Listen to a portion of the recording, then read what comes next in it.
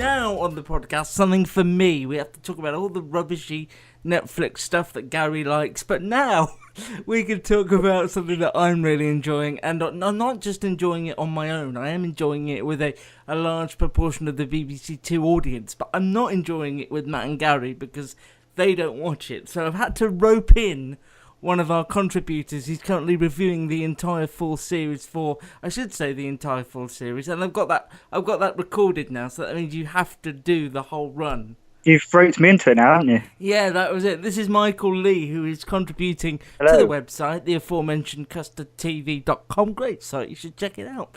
And I've changed my mind, though. I don't want to do Peaky Blinders anymore. I just want to review Gone to Pot every week. That's it. It's finished now. But I'm gonna review it again and again and again. Yeah. Again and again and again. That's it. I think you'd have to be on some sort of trip yourself to enjoy doing that. Matt and Gary don't watch Peaky Blinders. Yeah, and I'm baffled by. Matt thinks it's style over substance. Okay. He thinks it's just too overstyled. He feels like they're cartoon superhero type people rather. He struggles to believe the world. Gary is an enigma all of his own, and I don't know why he doesn't watch half the things he doesn't watch. And watches half the things he does watch. yeah. In fact, could be a good psychological assessment if you want to sit down and discuss it while we're outside of them both. I would agree to a degree with what Matt says, but it's just a very enjoyable and exciting show, actually, isn't it? It is. Outside of the fact that it's quite superhero-esque, which I'm not I'm not a fan of superheroes. I've never really viewed it in that way before. I don't know why I like it in the sense that they're bad guys. There's no one really that likable, and yet there's something that draws me into it. Because I always have a trouble with TV shows where there's no people that are likable, and you're asked to care. Well, it's not so much likable, because Walter White, you could argue, wasn't a likable person by the end, but he was somebody that I was immensely interested in. Yes. And it's the same with Tommy Shelby. Because I can understand his motives, then I can go along with the... And also, no matter what wrong they do, they still care about each other as a family, and they stick together as a family. So there's something admirable in that, even though what they do is questionable. Because America coined the phrase anti-hero. Yes. Which has become a thing in recent years. And this is probably... The British anti-hero is Tommy Shelby, I would say. Guess so, they don't really have an equivalent to it, really. I suppose some of the characters in Line of Duty were quite unlikable on the face of it. Yeah, I guess as a main character, it's not. British TV doesn't really do it so much, does it? That they have such a bad character at the centre of it. I should be with Matt. Because I'm not a big fan of period drama. I'm not a big fan of... sort of over-heightened stuff or a lot of violence. But for some reason, Peaky Blinders, which I was a late comer to, and we did a podcast on it, I was a late comer to it, and I started it on Netflix and finished it all and am now completely immersed in the world. On the face of it, I shouldn't like it, but the writing is so strong. It is. And the performances are strong as well. If the performances weren't there, you wouldn't go along with it, I feel. I just think that Cillian Murphy, and I did look that up, and you do say it, Cillian. Not Sicilian. He is just an amazing screen presence. And yes, yeah. I kicked myself a few years ago. I had the chance to go to the Peaky Blinders set for a set visit when it started on Series 1. And I was like, Birmingham Gangsters, Cillian Murphy I've not really... rated. No, I won't be going to that. I rue the day. I wake up in cold sweats ever since going, why didn't I do that? What's wrong with me? Let's talk about the first two episodes of Series 4. They've both been on BBC Two so far. Wednesday nights at 9 o'clock. The basic premise is what you need to know, even if you don't know the situation in Series 3. I think you could leap in at Series 4 and know where you are, because the events of the end of Series 3 have left all the family disbanded and separate, and they've fallen out. So essentially, episode 1 is all them getting back together out of necessity because they have to. Whenever you do an amazing cliffhanger like they did, where the family was sent off to jail at Tommy's request. Then, of course, series 4 is that awkward. You have to get the band back together again. It was, the opening scene I thought was amazing when they're all going to the noose. It's just and actually, you knew that none of them were going to be for the job, but it was still so edge of seat, even though you knew they were somewhat safe. Exactly. If you're talking about immersing in a world, it's the first scene in the whole new series. No one's going to die in that scene, but yet it still got you. It still had you on the edge of your seat, and because it was so spectacularly directed, and the music, the acting, everything flowed. And I felt that for the whole of the first episode. It just had that really good pace. Some of series 3 to me laboured a bit until the end. The last 2 or 3 episodes, but a lot of series 3 really laboured, and it just so far series 4 hasn't done that. It's just got straight to the point. It's saying this is where we're going. This is the plot lines. This is where we're going, and it's just felt so smooth. It really worked. I've had a card, Ada. I'm guessing Arthur and John have had one as well. Hello, Tommy. Hello, Ada. Welcome home. Thanks. It's nice to be back. Moss says that Changretta is a soldier for the Spignati family, which means that he'll have men with him, professional men. They usually operate in units of around 10. Moss is checking Cunard records to see if they're already in England. So, boss, in light of the changed circumstances, what are your orders? Changretta knows where we all live. If we stay out in the open isolated, he'll pick us off one by one. We need to be together in a place even they won't dare to come. You mean back home? Within a 4-mile radius of the garrison, every man is a guard and a soldier for us. I'm calling a family meeting. Charlie Strong's yard, Boxing Day. Finn's already there. You tell Polly and Michael I'll deal with John and Arthur. And Esme and Linda? Anyone who wants to live to see another Christmas needs to come, but it's safe. These bastards will kill kids as well. When this business is finished, we can go our separate ways. Go and see Polly and explain. She'll have had a card as well. Do you think I'm on the list? We're all on the list, Ada. Welcome, Mum.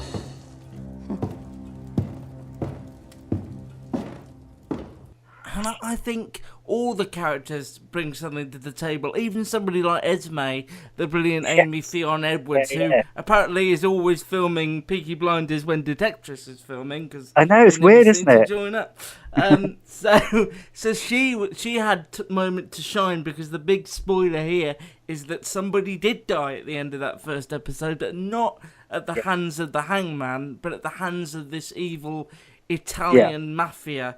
Yeah. I mean, how do you feel about there being a mafia element, or doesn't it matter? Is it just nice for them to have an enemy breathing down their neck? They've always got to have an enemy, and essentially, it feels like now the Peaky Blinders have met their match.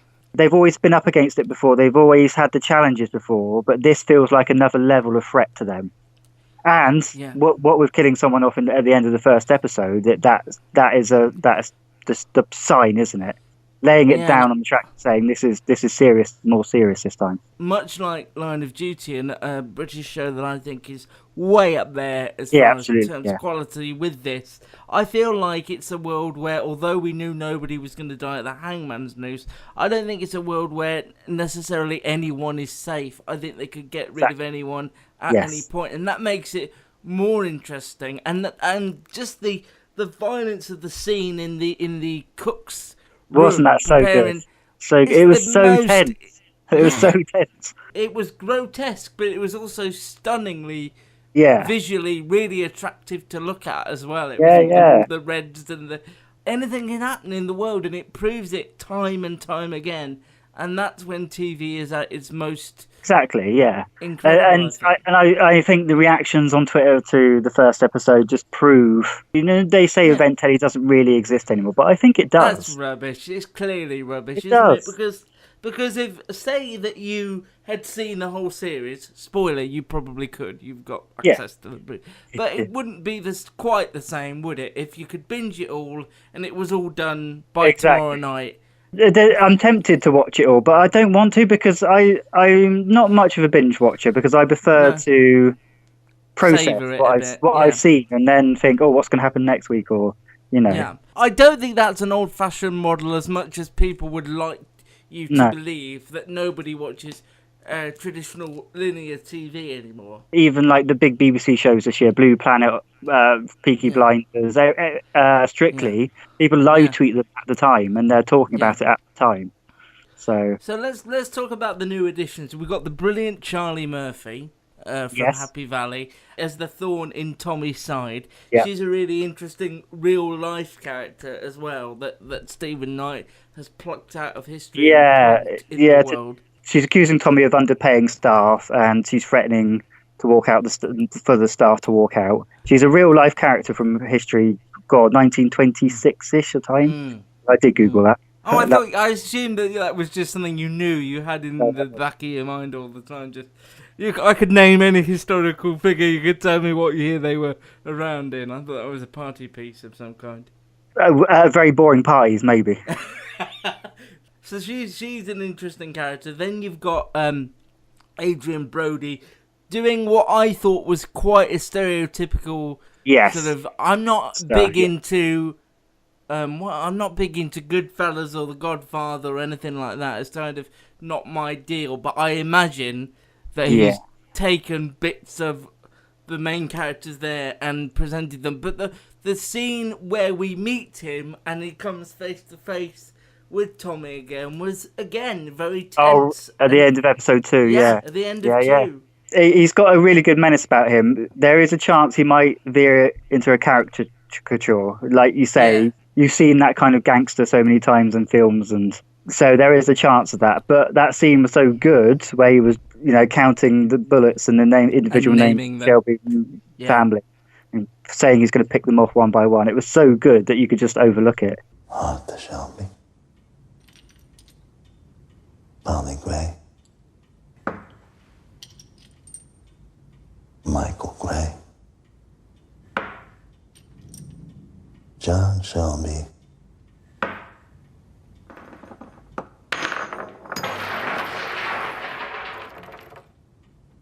Spent,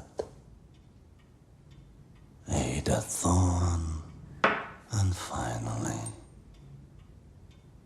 Tommy Shelby. None of you will survive. Your level of security is pitiful. I could have killed you when I walked through the door. But you see, I want you to be the last. I want you to be alive after your entire family is dead. 'Cause my mother says that is what hurt you the most. How do you feel about the pacing of the show so far? I'm loving it. I think it's all smooth, and it's giving every little plot line, setting up every plot line, and giving it the right amount of time. I think it's engrossing. Every scene so far, I just think it's worked. What I like about it this year particularly, it seems like they've gone, everybody needs to have something to do, and they've given everybody their time and their story, and that is something you get, because we already know we're getting Series 5. The luxury is you can give everybody a slice of the pie. That's it, because the writer knows he's got the time to develop things more. I even like Arthur being a bit more subdued, as he was in episode 1, and just talking to chickens. I loved all the stuff on the farm. Why can't they be on the farm? In fact, I could do with a farming spin-off if we get to the end. Just Arthur on the farm. Oh, come on. All we need to do now is have it commissioned. Peaky Farmers. I know some people that would commission that. I'd write it. Yeah. What annoys me about it is I think when it's trailed and things, I think if you've never seen it, then you get the wrong impression of it in a way. I don't think they can sell it well. I think if you give it time and you let it get under your skin, which actually doesn't take that much effort, but I think if you've seen it just in trails, and Matt's, for example, has seen the first 2 episodes of each series, except for this one, so he doesn't have the relationship. Yeah, it needs. It can be a bit of a slow burner if it's not your kind of show. But what I'd agree with, someone on your podcast said it last week. I think it might have been you. Did it sound like the person you were speaking to now? Because if it did, it was probably me. I don't know. It's a week ago. It's the show that Ripper Street should have been. Exactly. Yes. Because exactly. Ripper Street promised so much at the beginning, but then it just there was something about it. It just well, also, see, this is where I kick myself further because I didn't go on the Peaky Blinders set visit and I went on the Ripper Street set visit, assuming that was going to be the big thing. In fact, every set I've ever been on, the show's been cancelled quite quickly. I'm the kiss of death. So quite good that I didn't visit Peaky Blinders thinking of it. I think in the case of Ripper Street, it just took itself too seriously, way too seriously, and I don't think Peaky Blinders does. Cillian Murphy, I'm just in awe of him from the moment he's on screen. Yeah, he's got that presence, hasn't he? Do a lot of your sort of peer group watch it, or? A couple of people do, but no, it seems to be one of those shows that doesn't. You know, if you talk about Facebook, my Facebook friends and that, it's not one of those shows that are talked about, really. And I don't understand why it's on BBC Two. It baffles me why it's on BBC Two. I know, but again, it's like Detectorists talking about that being on BBC Four. Yeah. I kind of like that being hidden away, and it makes it sort of my hidden gem sort of thing. Yeah. And I don't think Peaky Blinders on One would be allowed to do the thing with the hook and the effing and jeffing and be as raw. I think BBC One audience expect something a little bit more, I don't know, not family friendly as such, but... Well, to be fair, they did commission Relic. I know. I don't know how that was. That went backwards, didn't it? Yeah. Or forwards, depending on how you want to look at it. In my opinion, it went nowhere, but... Yeah. We can't stress enough how if you don't think it's for you, just try it. Don't assume, based on the ad campaigns you've seen. I mean, I never thought I'd like a show about gangsters. I agree. When it first started, it was a bit Peaky Blinders, weird name, what was that? And first couple of episodes, I was a bit like, not sure, but I went with it. Like anything, it's not so much the subject matter, it's the connection you have with the characters and the fact that you get immersed in the world. Yes, it's how it's written and how it looks, and because it looks so stunning and it feels like you're there. Really, it's that kind of setup on screen. We spoke about how the fact that I have rather large, ridiculously large collection of TV on DVD, and I'm getting to the point of thinking, even if I live for another 60 years, which is medically possible, I don't know whether I'll manage to re-watch anything. Are you a big re-watcher? Do you own much? Would you buy something like Peaky Blinders on DVD if you loved it, or are you very much... The problem is, with these programs now, they're just nearly permanently going to be made available online, aren't they? Through Netflix. You know, I've got quite a few DVDs, but I can't... It's very rare. I think the last DVD I bought was of a TV series with No Offence. Because I don't like the adverts on all four, and that's awkward to yeah. But really, I think because it's so available online, there's no real. I'm amazed. Like you walk in HMV and there's so many DVDs in there. I know. They're still releasing them. Peaky Blinders out in January on DVD if you want it. By the way, if you're waiting. As a general rule, you don't rewatch much. I do. Like my favorite shows, I definitely rewatch a lot. There are certain shows you can watch once and really enjoy them, but they never have the pull to go back to them. See, I keep wanting to do Breaking Bad again, but I just haven't had the opportunity yet. If TV would stop and stop. Just show the test card. Yeah, show the test card for a month and let me watch Breaking Bad again and some of the things I really loved. As you say, even stuff like Peaky Blinders, if you do miss it, will be online in the very near future for you to catch up on. But saying that, I'm not a binge watcher either, so I'm somewhere in the middle of... I'm not really a binge watcher. I tried Game of Thrones a few weeks ago, and I've still only seen one episode.